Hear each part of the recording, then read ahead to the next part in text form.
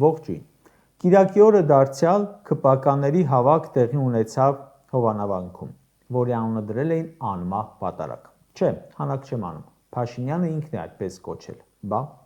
Մեծ ջանքեր էին գործադրել, որ Հովանավանքի այդ արշավը ստանա ժողովրդական ինչ-որ տեսք, բայց բնականաբար ձախողվեց, եթե նախորդ անգամ վարչական ռեսուրսի կիրառմամբ բերել էին մի 600 հոգու, այս անգամ գրեթե դրա կեսի կեսը։ Հավաքել էին իրենց նախարար դեպուտատների, ոստիկանների,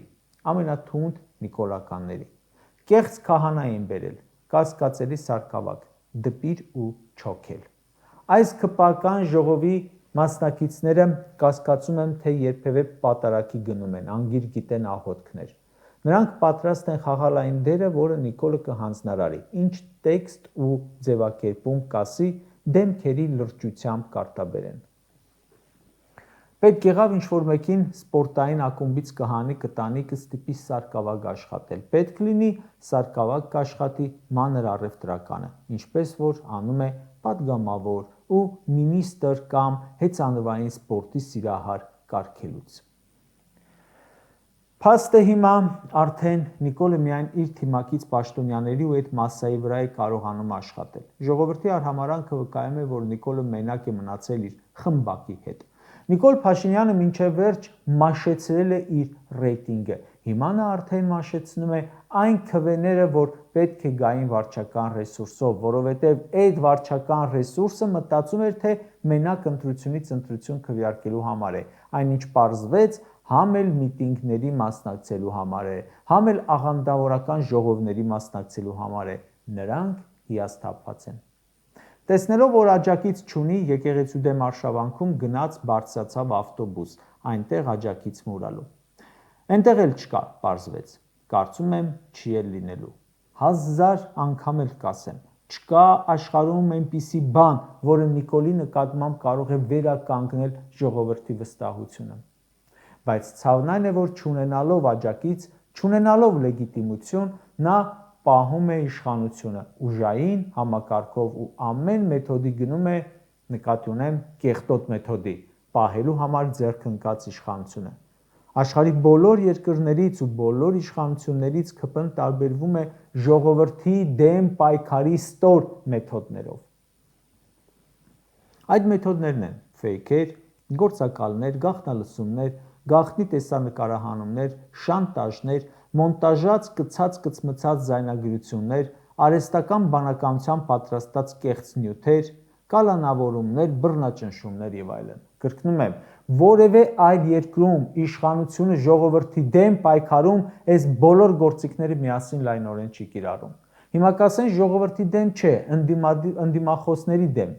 Կասենք ոչ, ժողովրդի, նրա հիմնական ընդդիմախոսներն ունեն ավելի մեծ աջակիցների բանակ, քան ինքն է։ Դրա համար էլ Նիկոլը նաև այդ ժողովրդի դեմ է պայքարում։ Նա ընկել է կաթողիկոսի հետևից, ու ինչպես հաճախ է անում, մտնում է նաև ընտանիք, կաթողիկոսի դեմ պայքարելու համար։ Ձերբակալել են եւ անմիջապես կալանքի են տարել կաթողիկոսի 70 տարեկան եղբորը եւ նրա որդուն։ Ասում են, իբր նրանք խոչընդոտել են նախընտրական քարոզչությանը։ Ինչ է տեղի ունեցել։ Իրենց տան դիմաց կանգնած են եղել, մեկը եկել է, հրավիրել է իր հանրահավաքին, կանգնել խոսել են, չեն համաձայնել, թողել գնացել են։ Եվ այդ մարդը իսկույն գնացել է ոստիկանություն, այն սովետական հայտնի ոճով դանոս գրել, իբր բողոքել է, թե խոչընդոտում են քարոզարշավին։ Գիտեք, այս դեպքի մասին վստահ եմ լսել եք հենց երեկ է եղել։ Խոսքը Նիկոլ Փաշինյանի կոալիցիոն գործընկեր Արամ Սարգսյանի թեկնածուի մասին է։ Նույն ժամանակ Հովանավանքում ՔՊԱ-կանները խոչընդոտում էին լրագրողների աշխատանքը, ինչը քրեական հանցագործություն է, բայց գործ չի հարուցվում, անգամ տարածքից չեն հեռացնում։ Այդ ամենը տեղի ունենում այդ նույն ոստիկանների աչքի առաջ, իսկ մյուս տեսանյութում, որ երևում է, որ պարզապես զրուցում են, անմիջապես տանում են կալանքի։ Եթե սրանք ուզում են ինչ-որ մեկին բռնել, դա կանեն, պետք եղավ գրպանը պլանք գցեն, պետք եղավ տեսանյութ կձայնագրեն, պետք եղավ կգաղտնալսեն, իրենց ուզածով կմեկնաբանեն, պետք եղավ կսադրեն, սադրիչների պակաս չկա ՔՊ-ում։ Հենց պակաս ունենան, պարտքով կխնդրեն քույր կուսակցությունից, հանրապետությունից, իսկ նրանք պատրաստ նստած են ինչ պետք է անելու համար։ Նաթան Սրբազանի վերաբերյալ գաղտնալսման բովանդակության մեջ չկար որևէ դատապարտելի բան, բայց գաղտնալսում են եւ փորձում խեղճացնել քրիգործով։ Հետո բացահայտվում է, որ ՔՊ-ում ամբողջությամբ նստած են նրա վրա, ինչում իրենք մեղադրել են հոգևորականներին հանրահավաքին մարդ բերելու։ Կամ հրապարակում են թաքնված կամերաներով տեսանյութեր ու վարկաբեկում։ Դրանք ամենայն հավանականությամբ արել են հենց օպերատիվ մարմինները։ Հրապարակում են իշխանական, Փաշինյանի ընտանեկան կուսակցական մամուլը, իրենց ֆեյքերը։ Սա խիստ վտանգավոր է։ Ոչ մեկ Նիկոլի օրոք չունի անձնական կյանքի գաղտնիություն։ Դրանցից բացի, եթե բաներ չեն գտնում, իրար կարում ու իրենց ուզածը ստանում, կամ մի խոսքով ինչ ուզում անում են։ Մնում է այդ ամենին հավատացող լինի։ Այ դա արդեն բարդ է։ Շատ են խաբել, բոլորին անուն են դրել, բացի իրենցից։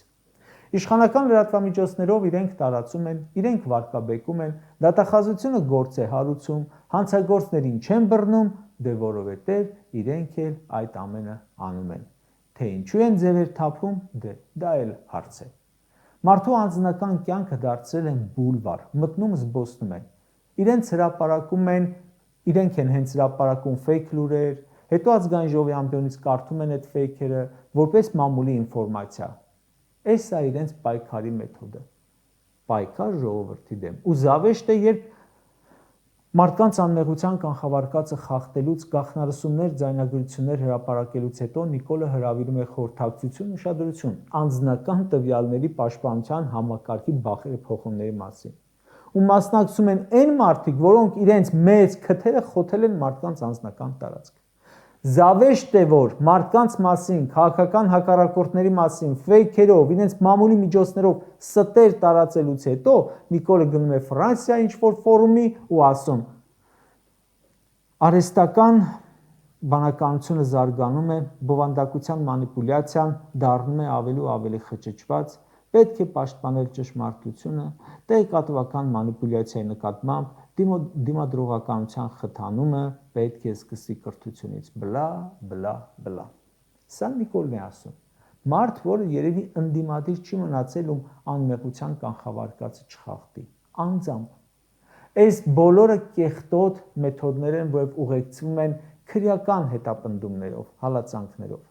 Կամ մարդ, որ մտածում է, թե Բագրատ Սրբազանն ու թիմը ահաբեկիչներ են, կասկածում եմ, թե ՔՊ-ականները անգամ այդպես են մտածում։ Մարդկանց տարել լցրել են բանտերը, իբր թե ահաբեկչություն էին ուզեցել անել 1 տարի առաջ։ Իրենք էլ կանխել են ու անհասկանալի է, թե ինչպես են այսօր կանխել 1 տարի առաջվա ահաբեկչությունը։